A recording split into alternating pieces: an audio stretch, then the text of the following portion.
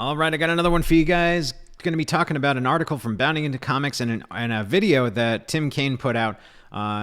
Article title is Original Fallout Creator Weighs In on the Current State of Video Game Discourse, Questions Whether Players Even Know What They Like, and laments about how people love to talk about what they hate, and some of them almost never even mention what it is they would prefer instead. That's a heck of a title, and certainly summarizes it quite nicely, but there's a lot of meat to that article, and we're going to talk about a lot of that. Before we do, though, gameplay today is Fumes. I'll include a link in the description to the demo for this, so you guys can check that out. If you like post-apocalyptic racing, fighting games, this is definitely going to be your jam, so definitely check that out. I've talked about it a lot because I'm playing a lot, so I get a lot of game footage because it is a game that I enjoy the most right now. But without further ado, let's just jump into this article and talk about what Tim Cain is doing here. And again, I'm going to include a link for the article, but I'm also going to include a link to the video. It's only 14 and a half minutes. Definitely check it out. Tim Cain, quite a legend in gaming, creator of the original Fallout, or one of the creators, and highly respected. Certainly living in a bit of a bubble, but we'll get into that further in the article. But yeah, I really respect his opinion. I don't always agree with everything he says, especially even in this article, but definitely worth hearing his opinion on things. So let's just start off right here. In offering his take on the current, more than often negative state of video game discourse, original Fallout creator Tim Cain has found himself questioning whether most players truly know what they want from their experiences, particularly as recent years have seen a rise in overly negative browbeating over constructive criticism. And going down here, this is the reason for the video in the first place. He heard a comedian discuss how it's hard to get feedback from an audience because their laughs and boos do not specifically communicate what they liked or disliked about a given joke, and he translated that over to gaming. He also mentions another quote by George R.R. Martin, where the author opined, social media is ruled by anti-fans who would rather talk about the stuff they hate than the stuff they love and delight in dancing on the graves of anyone whose film has flopped. And certainly both of those articles are very true.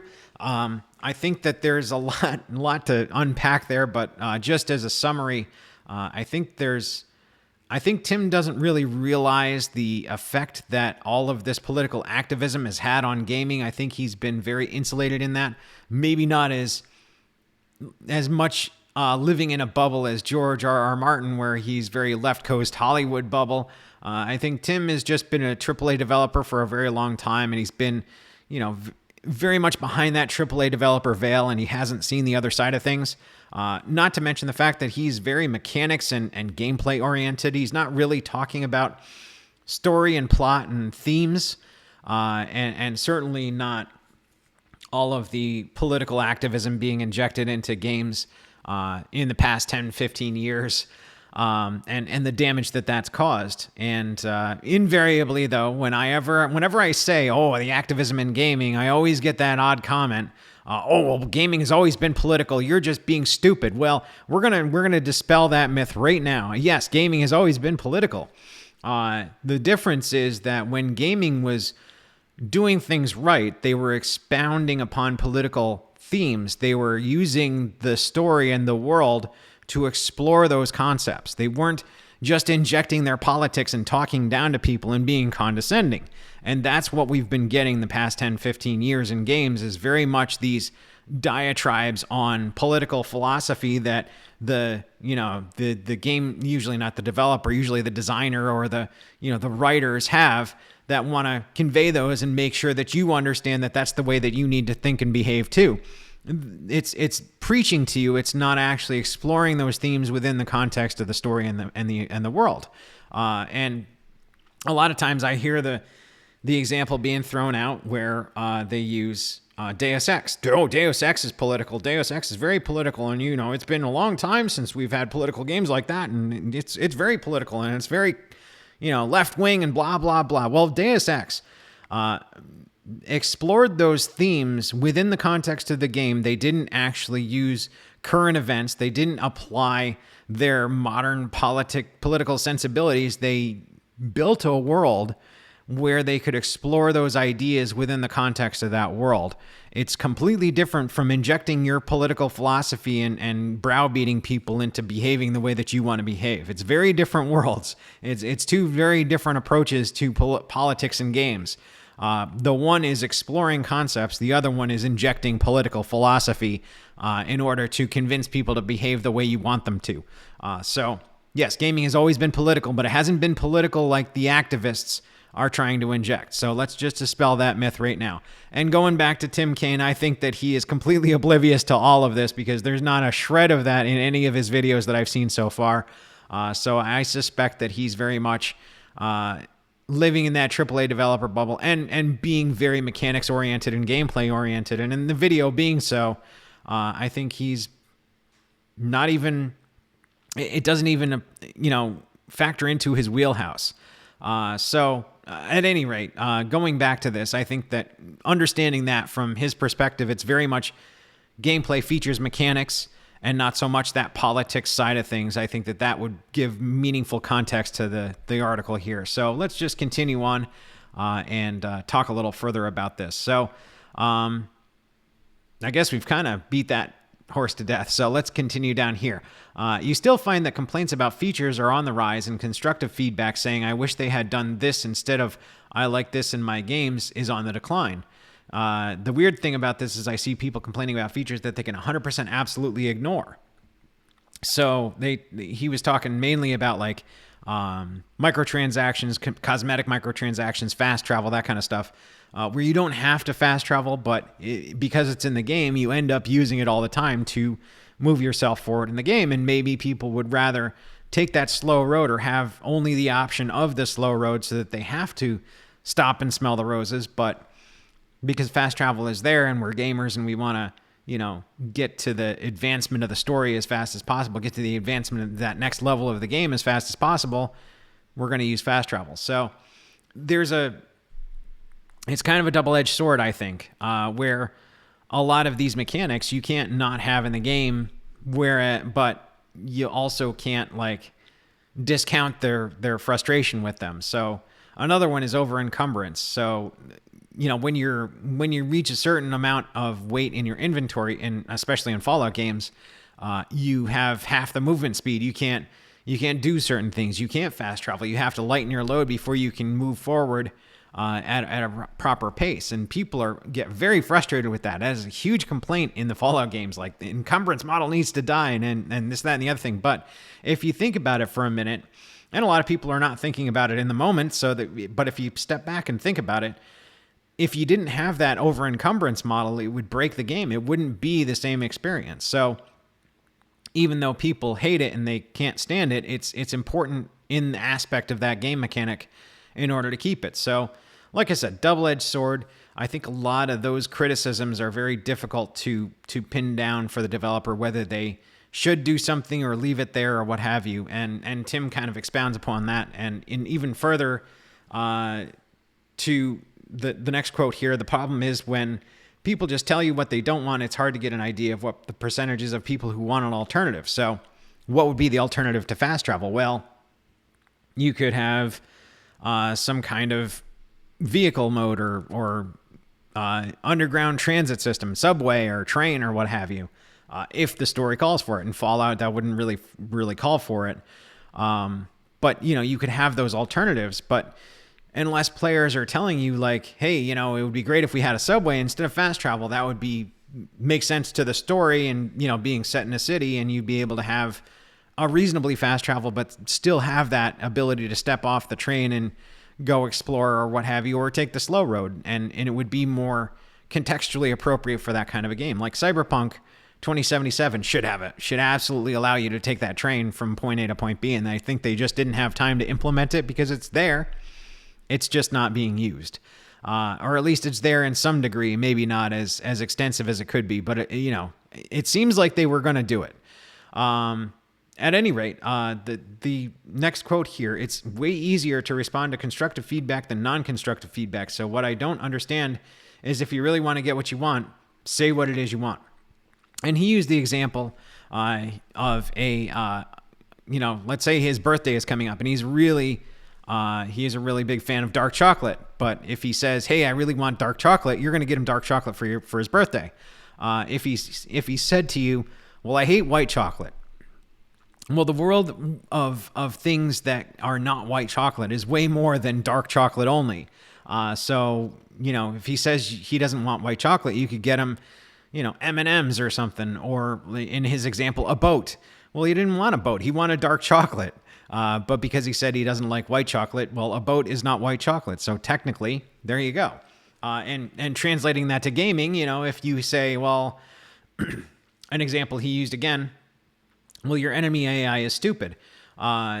Okay, well, the world in which we can make the enemy AI smarter is a lot. We can make them more accurate. We can make them more strategic. They could surround you and fire in a variety of different leadings to be able to predict your movements and get you, hit you more often.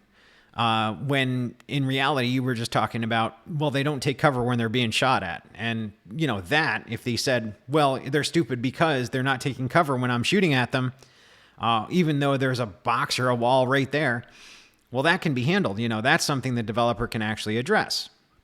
They can put in that cover system or make it more sensitive if it's already in there, so that they recognize that piece of cover is available and they're being shot at, so they should go and hide. So, suggesting those things is much more constructive, whereas non-constructive feedback is that your enemy AI is stupid, because the world of improving the enemy AI so it's not stupid is vast. And they might be taking the wrong approach. They might be making the enemy AI more accurate. So you end up getting shot while you're shooting at them and they're not hiding behind cover. So then that would frustrate you even more, because, well, they're not taking cover and yet somehow they manage to kill me every single time. This is hacks. This is cheating. This is a no fair. So, you could end up with that kind of a situation. So moving further forward here, if you just go enemies are dumb. Oh yeah, stop giving us dumb enemies. You just gave negative feedback, but that's absolutely no context. I just kind of outlined that. That was part of the video. So going even further here, this discrepancy between negative opinions and sales numbers is likely the cause of one of two reasons. So he was talking about how even though people say they hate these features, they end up buying those games in great quantity and they have good sales figures. And it's very difficult to kind of figure out, like, well, you said you don't like these things and yet you're buying and playing the games that have these things. And then you say you like these other features and yet you're not buying and playing those games. So what gives? And he's trying to explain it here. And I've got some other ideas about that, but we're going to get into that in a moment. So the first such reason, said Cain, is what it is you said you wanted may be a minority opinion. You may really want a certain feature, but most people don't, or they don't care about it. Now that absolutely is possible, because the squeaky wheel gets the grease, but maybe the squeaky wheel is only one of 1,000 different other wheels that don't want that kind of grease. So even though people are complaining about it online, maybe the bulk of players don't really care about that feature that one player wants. And that's where gamers need to kind of rise up and start stepping up and start making suggestions or interacting better with the developers. As for the flip side of why sales figures may not bear out your opinion, he bluntly asserted that some players among his audience may not guide your spending based on your beliefs. So, he's kind of asserting that you say that you want this, but you end up playing other kind of games that don't have that. And that he even mentioned that could be conscious or unconscious. It's part of who we are. We have very complex thoughts about things. And a lot of times we convey certain frustrations, even though we end up playing those games anyway. And a lot of that could be the fact that we really like the story. And that's another aspect of this that he didn't really dive into in the video, which is that sometimes the world and the story and the aesthetics of the game are enough to sell us on it, even though we don't like the features of the gameplay or all of the features in the gameplay mechanics. So just living in that world is something worth buying the game for, even though we're frustrated by some of the mechanics and we'd like to see them changed. So that could be why these spending habits are the way they are, because a lot of gaming these days is all about that story. A lot of gamers these days concentrate more on story than they do on gameplay, and that could be influencing these spending habits. The other thing that he didn't really touch on is going back to that political injection of, or the injection of politics in games. If you're seeing a game trailer being hyper preachy, and I suspect that this might be, he was involved in the Outer Worlds, and maybe he's taken this from that, because that was not as successful as it could have been. And it got a lot of flack for being what it is. And he's very mechanics oriented. The mechanics were fine in that game. It was just lacking a lot of things, and it was very preachy, and people didn't like that. So there was an issue there. And I think that's something that he's not really thinking of, is that when you have, the narration be very condescending to the gamers, they're not going to like that, and they're not going to buy your next product. They're not going to buy your first product if they sense it in the water, especially these days where people are very much waking up to these talking points being in their games, and this condescension is very, people are very sensitive to it. They're gonna nope out before they have a chance to even see the rest of your game, to even know what the mechanics are. The mechanics are irrelevant in that situation, and that might be why these spending habits are the way they are. Because honestly, I mean, I've been looking at games for a while, and when they get political and preachy, they don't sell. And that seems to be a thorough line for the last few years. It's fairly consistent that people are not buying those politically charged, preachy, condescending games. And whenever they sense it in the water, it inevitably affects their sales. So I think that's a bigger aspect than any of this, to be perfectly honest. But, going back to the mechanics, I think the mechanics are important, and a lot of times they don't get top billing, especially not in these trailers. So I don't know. I don't know how to fix that problem. Don't inject politics in your games, but honestly, at this point, we're kind of crossed the Rubicon on that one. So going further down here, I've talked about why with big budgets come less risk, and if you have a minority opinion, or you're somebody who doesn't spend like you talk, take a look at indie games. There's a ton of them. I'm sure there's one for you. In fact, there are so many games out there, that more games than you could ever play. There's more games out there that align exactly with how you want to play games than you could ever possibly purchase or play, and they already exist. I suspect that is not true. And I'll tell you why. Indie games yes, there are a ton of indie games out there. Most of them are shovelware. Most of them are not worth playing. They're not very good games. And then the leftovers from that bulk of shovelware, a lot of them are within the same confines, within the same genres. I mean, how many bullet hell games can you play? How many 2D platformers can you play? I mean, there's a million of them. There's an entire subgenre called Metroidvania, where there are thousands and thousands of titles that you're never going to play through all of those Metroidvania games. Now, if you like Metroidvania games, you got an endless supply. You are eating good. If you like some obscure weird mechanic that is not in a single one of those Metroidvania games, but you like 2D platformers that have that specific, very detailed mechanic, then you're out of luck, because there's probably, maybe if you're lucky, one game that does that. But yeah, it's not that those games are all being innovative. They're all doing different things. A lot of them are doing the exact same thing. And when there's a trend that happens, everybody jumps on the bandwagon, and everybody's making indie games with those features in them. They're not thinking outside the box. There are ones that do, but it's a very, very small number of people, of indie developers, that are innovating like that. And a lot of them fall flat on their face, and some of them hit big, and the ones that hit big hit really, really big, and become massive successes. And there are middle ground there. There's a middle ground there. But as for having so many games out there that there's guaranteed to be a mechanic that you're going to enjoy, I don't think that that's true at all. I think that there are a lot of games that are very similar. A lot of games very much using the same mechanics to each other. And, there's a few different genres out there. There's a number of different genres, but outside of those genres, it's very hard to find games that are not in that. I saw an article today, the RPGs or the RTSs are making a comeback. And it's like, yeah, maybe there's like 5 RTSs out there, but nobody was making RTSs for the longest time. If you wanted to play an RTS, you were out of luck. AAA didn't do it, AA didn't do it, and Indie didn't do it. Nobody was doing it. So there was no RTSs. There was practically no RTSs out there. Obviously, there was a few, but it was hard to find a good RTS to play. So if you were looking for one, you were out of luck. And that is definitely something that needs to be addressed too. I think indie developers need to focus on innovating, to focus on doing their own thing and not jumping on these bandwagons. And indie is the space for it, because AA, by the time you get to AA, you've kind of established your approach to game making, whereas indies can be a lot more experimental, and AA can be more experimental than AAA. So there's that ladder tier system, you know.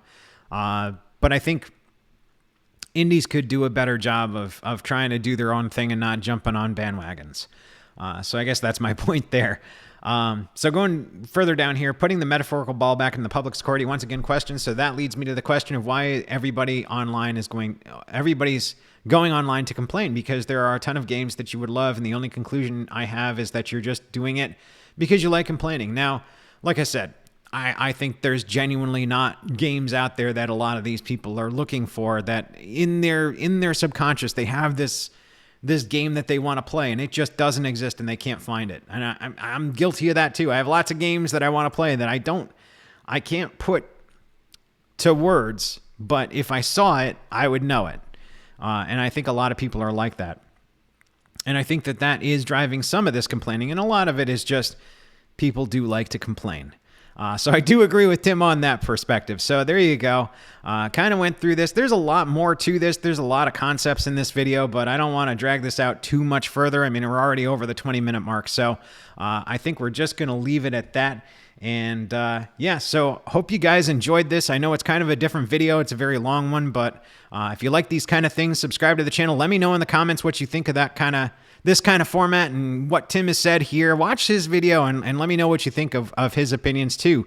Cause you know, he's a really interesting dude, and I highly respect him because of the Fallout thing, but yeah, so check that out and let me know. And if you like these kind of things, give it a like, and I will talk to you guys later.